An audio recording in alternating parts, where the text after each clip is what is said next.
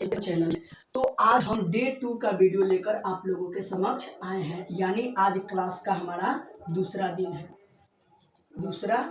है और ये क्लास 8 के लिए वीडियो है। क्लास 8 का वीडियो है। कल के वीडियो में मैंने आप लोगों को बताया था कि क्लास 8 में कितने सब्जेक्ट पढ़ना है। उस सब्जेक्ट में हमने गणित को चूज किया था कि गणित को पहले स्टार्ट करेंगे। तो गणित का पहला जो चैप्टर है, हम कल बोले थे कि परिमेय संख्या जो हमारा चैप्टर है उसको हम स्टार्ट करेंगे। तो आज के क्लास में यानी दूसरे दिन के क्लास में आज हम परिमेय संख्या जो क्लास 8 का पहला चैप्टर है गणित का, उसके बारे में हम पढ़ने का प्रयास करेंगे। इससे पहले अगर आप लोग इस चैनल को सब्सक्राइब नहीं किए हैं तो इस चैनल को सब्सक्राइब कर लीजिए और साथ ही बेल आइकन का बटन भी दबा दीजिएगा, ताकि किसी भी कारण से अगर आपके व्हाट्सएप पे इस वीडियो का लिंक नहीं पहुंच पा रहा है तो आप लोग उस चैनल के माध्यम से देख सकते हैं। तो जब आप सब्सक्राइब कर लीजिएगा तो खुद ब खुद आपके पास ये वीडियो पहुँच जाएगा। और हाँ, जब भी आप पढ़ना स्टार्ट करते हैं, जब आप फ्री हो तभी पढ़िए, और जब भी आप पढ़ना स्टार्ट कीजिएगा तो इस वीडियो के कमेंट में अपना नाम और क्लास अच्छे से लिख दीजिएगा, ताकि हम लोगों को पता चल सके कि इन बच्चों ने आज का क्लास पढ़ा है। ठीक है, तो सबसे पहले परिमेय संख्या में जो हमारा पहला टॉपिक है, कुछ संख्याओं के बारे में पढ़ेंगे। तो चलते हैं सबसे पहले पहली संख्याओं की तरफ। तो सबसे पहला जो हमारा संख्या है वो है, एक में आता है हमारा प्राकृत संख्या। प्राकृत संख्या, इसको हम अंग्रेजी में बोलते हैं नेचुरल नंबर। नेचुरल नंबर पहला क्या है हमारा, प्राकृत संख्या। इसको अंग्रेजी में बोलते हैं नेचुरल नंबर। क्या बोलते हैं? Natural number. अब देखते हैं कि प्राकृत संख्या कौन कौन और कैसा होता है। तो इसका जो हमारा डेफिनेशन यानी कि परिभाषा होता है, तो हम इसको बोलेंगे कि गिनती की संख्या को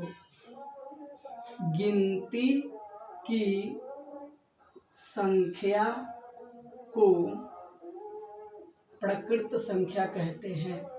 प्राकृत संख्या कहते हैं।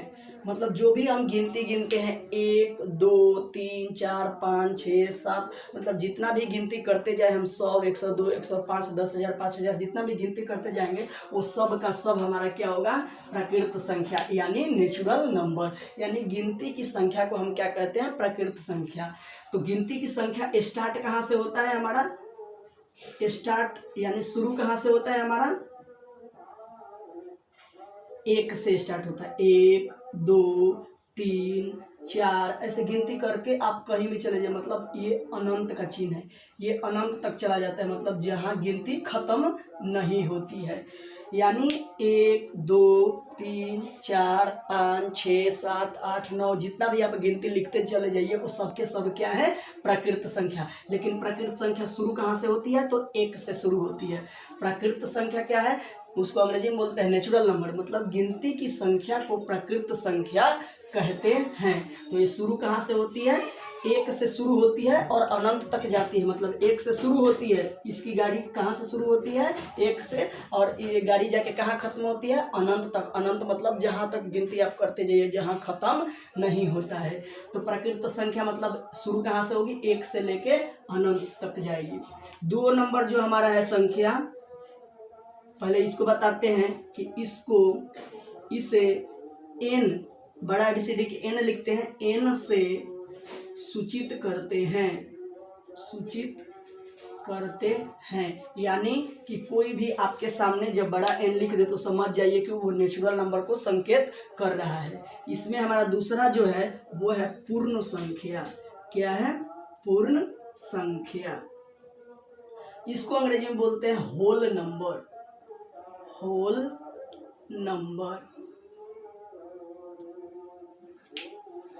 नंबर बोलते हैं, यानी पूर्ण संख्या। पूर्ण संख्या को अंग्रेजी में क्या बोलते हैं, होल नंबर। इसका परिभाषा होता है, ये हमारा प्राकृत संख्या कहाँ से स्टार्ट था, 1 से स्टार्ट था और अनंत तक जाता है। और पूर्ण संख्या क्या होगा कि वैसी संख्या जो शून्य से यानी 0 से शुरू होकर अनंत तक जाती है। अनंत तक जाती है उसे पूर्ण संख्या कहते हैं। यानी कि ये शुरू होता था कहाँ से? प्रकृत संख्या 1 2 3 यानी गिनती 1 से स्टार्ट होता था, लेकिन पूर्ण संख्या हमारा स्टार्ट होगा, शुरू होगा जो हमारा वो होगा 0 से। 0 1 2 3 4 ये ऐसे करते हुए चला जाएगा हमारा अनंत तक, यानी कि शुरू हमारा 0 से होगा। तो प्राकृत संख्या और पूर्ण संख्या में अंतर क्या है कि प्राकृत संख्या 1 से शुरू होती है और अनंत तक जाती है, दोनों जाति अनंत तक है, ये भी अनंत तक जाएगी पूर्ण संख्या, और ये भी कहाँ तक जाएगा? आपका अनंत तक ही जाएगा। तो प्रकृत संख्या और पूर्ण संख्या में देखिए अंतर क्या है। प्रकृत संख्या को अंग्रेजी में बोलते हैं नेचुरल नंबर, पूर्ण संख्या को अंग्रेजी में बोलते हैं होल नंबर। ये प्रकृत संख्या शुरू कहाँ से होती है? 1 से शुरू होती है और अनंत तक जाती है। अब पूर्ण संख्या शुरू कहाँ से होती है? 0 से शुरू होती है, यानी कि पूरा ये गिनती की यानी प्रकृत संख्या पूरा होता है, लेकिन उसके पहले एक 0 आ जाता है, यानी कि पूर्ण संख्या हम उसे कहेंगे वैसी संख्या जो 0 से शुरू होकर अनंत तक जाती है, उसे पूर्ण संख्या कहते हैं। तो आप लोगों को अब पता होगा, अब कोई पूछेगा कि आपसे कि 0 कौन सी संख्या है, तो 0 कौन सी संख्या है? पूर्ण संख्या। लेकिन एक पूछेगा कोई कि 1 इसमें भी आता है और इसमें भी आता है, तो 1 पूर्ण संख्या भी है और प्राकृत संख्या भी है, लेकिन 0 प्राकृत संख्या नहीं है, क्योंकि प्राकृत संख्या कहाँ से स्टार्ट होता है? हमारा 1 से स्टार्ट होता है, और पूर्ण संख्या कहाँ से स्टार्ट होता है? 0 से। तो इसलिए 0 क्या है? हमारा पूर्ण संख्या है, प्राकृत संख्या नहीं है। तो अभी आप लोग ये समझ गए होंगे कि प्राकृत संख्या और पूर्ण संख्या क्या है। फिर एक बार हम समझा देते हैं। प्राकृत संख्या को अंग्रेजी में क्या बोलते हैं? Natural number. मतलब शुरू कहाँ से होती है प्रकृत संख्या? 1 से शुरू होकर कहाँ तक जाती है? अनंत तक जाती है। अब पूर्ण संख्या कहाँ? पूर्ण संख्या को अंग्रेजी में बोलते हैं होल नंबर। क्या बोलते हैं? Whole number. होल नंबर अब कहाँ से स्टार्ट होगा? शुरू अब ये 0 से स्टार्ट हो जाएगा, मतलब ये सारा का 1 2 3 4 ये सब का सब इसमें भी आएगा, लेकिन इसके पहले सिर्फ क्या आ जाएगा? 0 आ जाएगा। तो 0 से जो संख्या शुरू होती है उसे क्या कहते हैं? हम पूर्ण संख्या कहते हैं। अगला जो संख्या है, अगला है हमारा सम संख्या। तीसरा क्या है? सम संख्या। इसको अंग्रेजी में बोलते हैं even number, EVEN even number. जो चौथा है उसको बोलते हैं विषम संख्या, यानी उसको बोलते हैं odd number, ODD odd number. तो तीसरा सम संख्या है जिसको अंग्रेजी में बोलते हैं हम इवेन नंबर, चौथा है विषम संख्या, इसको अंग्रेजी में बोलते हैं ऑड नंबर। अब देखिए दोनों में फर्क क्या है कि वैसी संख्या जो 2 से कट जाए उसे सम संख्या कहते हैं। ये 2 से कट जाता है, यानी कि मान लीजिए कि एग्जाम्पल में जैसे हम लिखे कि 2 के पहाड़ा में जो आ जाता है, समझ लीजिए कि वो सम संख्या होता है, भाग देने से 2 से कट जाए।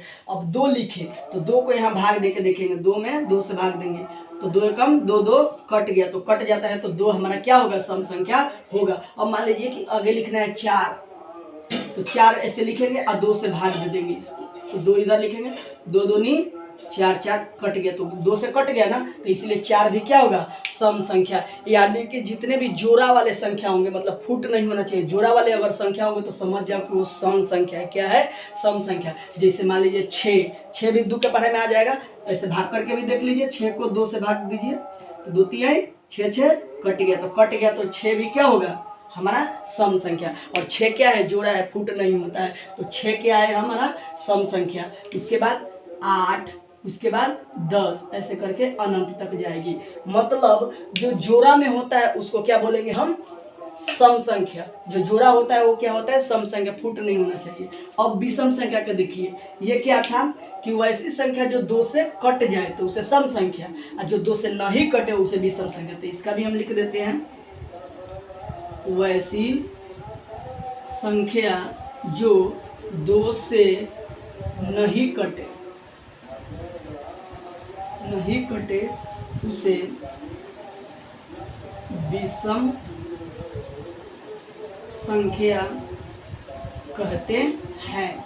देखिए दोनों में फर्क क्या है। सम संख्या क्या था? वैसी संख्या जो 2 से कट जाए, मतलब भाग देने पर 2 से कट जा रहा था, तो ये हमारा क्या हुआ? सम संख्या, और जो 2 से नहीं कटेगा यानी उसको क्या कहेंगे हम, विषम संख्या। यानी अच्छा ट्रिक है सबसे समझने का कि जो जोड़ा में होगा, जो अंक जोड़ा में होगा वो सम संख्या होगा, जो फुट में होगा, जैसे इसका जैसे में हम लिखते हैं एक फुट है ना, तो इसलिए फुट है तो विषम संख्या हो जाएगा। फिर 3 भी क्या है, फुट है, तो 3 भी क्या हो जाएगा, विषम संख्या। 3 के बाद 5 भी फुट है ना, क्योंकि 2 को अलग करेंगे तो 4 अलग हो जाएगा, 1 फुट बच जाएगा, तो 5 क्या है हमारा, विषम संख्या। उसके बाद 7, उसके बाद 9, ऐसे करके चला जाएगा हमारा कहाँ तक, अनंत तक। अब देखिए इसको अच्छे से एक बार फिर से समझाते हैं। सम संख्या को अंग्रेजी में क्या बोलते हैं, इवन नंबर, ये क्लियर हो गया। दूसरा है विषम संख्या, विषम संख्या को अंग्रेजी में क्या बोलते हैं, ऑड नंबर, ये भी समझ में आ गया। अब दोनों में फर्क देखते हैं कि फर्क क्या है। तो ये क्या हो जाता है, सम संख्या 2 से कट जाता है, यानी 2 के पढ़ा में आ जाता है। विषम संख्या होता है 2 से नहीं कटता है। तो जैसे 1 2 से नहीं कटेगा, 2 के पढ़ा में नहीं आएगा, 3 भी नहीं आएगा, 5 भी नहीं आएगा, 7 भी नहीं आएगा, 9 भी नहीं आएगा। अब मान लीजिए कि कोई लिख दिया हमें 80, ठीक है, तो 80 हम बताएंगे कि सम संख्या है कि विषम संख्या। तो सबसे पहले देखेंगे कि जोड़ा है कि फुट है। तो 80 क्या है, जोड़ा है ना, 40 हो जाएगा, तो 80 जोड़ा है, इसलिए जोड़ा है, इसलिए ये सम संख्या होगा। 80 क्या होगा हमारा, सम संख्या। लेकिन कोई लिख दिया मान लीजिए कि 85, ऐसे लिख दिया 8 पर 5 85, तो 85 क्या होगा हमारा, फुट है ना, तो फुट है, इसलिए ये विषम संख्या हो जाएगा। तो सम संख्या और विषम संख्या में अच्छा ट्रिक से समझने के लिए क्या है कि जो जोड़ा में होगा वो हो जाएगा सम संख्या, जो फुट में होगा वो क्या हो जाएगा हमारा, विषम संख्या। तो इसको भी वीडियो को यहाँ पे रोक के और इस जितना भी हम जो चीज़ लिखवाए हैं उसको लिख लीजिएगा, ताकि जब भी आपका टेस्ट होगा तो टेस्ट में आपको पूरी तरीके से याद करके जाना होगा, तभी आप टॉप कर सकते हैं। आप लोग ये सम संख्या और विषम संख्या याद किए, वीडियो को रोके और इसको यहाँ पे वीडियो अपने कॉपी में लिख लीजिए, और इस सबको जितना हम चीज़ लिखवाए हैं उसके बाद क्या कीजिएगा कि आप लोग वीडियो को थोड़ा सा पीछे करके, जितना बार में समझ में नहीं आए कि सम संख्या क्या है, विषम संख्या क्या है, तो वीडियो को उतना बार आप लोग देखते रहिए आगे पीछे कर करके, जब तक समझ में ना आए तब तक वीडियो देखिएगा, पूरा कंठस्थ याद कीजिएगा। अगला हम बताते हैं 5वां संख्या जो है हमारा।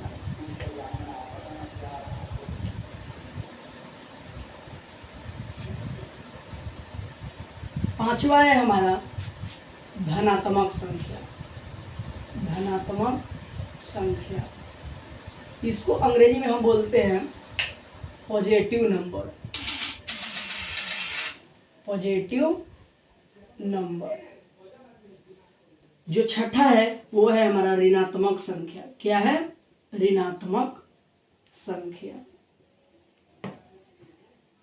ऋणात्मक संख्या, इसको अंग्रेजी में बोलते हैं निगेटिव नंबर। क्या बोलते हैं, निगेटिव नंबर। अब देखिए दोनों में फर्क क्या है, धनात्मक संख्या और ऋणात्मक संख्या। धनात्मक का मतलब होता है, इसका अर्थ होता है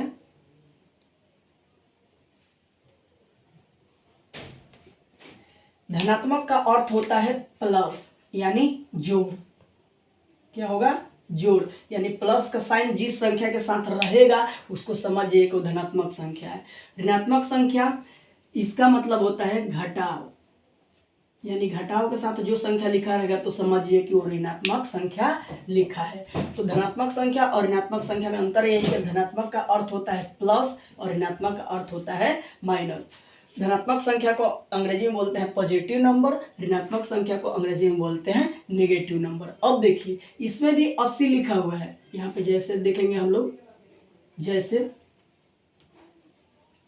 यहाँ भी 80 लिखा हुआ है, ठीक है। अगर इस अंक के पहले कुछ चिन्ह नहीं है, यानी जोड़ घटाव गुणा भाग किसी किस्म का चिन्ह नहीं है, तो समझिए उसके पास प्लस का चिन्ह रहता है, छिपा रहता है। प्लस का चिन्ह क्या रहता है, छिपा रहता है। तो इसके पास तो प्लस छिपा है, तो प्लस छिपा है तो इसलिए क्या होगा, धनात्मक संख्या। मान लीजिए इसके पहले अगर माइनस लिखा है, तो अगर जिस संख्या के पहले माइनस होगा तो समझिए कि वो ऋणात्मक संख्या है। जिस संख्या के पहले प्लस का चिन्ह रहेगा वो धनात्मक संख्या होगा, और जिस संख्या के पहले माइनस का चिन्ह रहेगा वो क्या होगा, हमारा ऋणात्मक संख्या। एक और एग्जाम्पल देखते हैं, हमारा लिखा हुआ है 73 प्लस में 73, तो इस संख्या के पहले किस चीज का चिन्ह है, प्लस का, तो इसलिए ये 73 क्या होगा, धनात्मक। अगर यही लिख दिया -9, तो इस संख्या के पहले क्या है हमारा माइनस का चिन्ह है, तो माइनस का चिन्ह है इसलिए -9 क्या होगा, ऋणात्मक संख्या।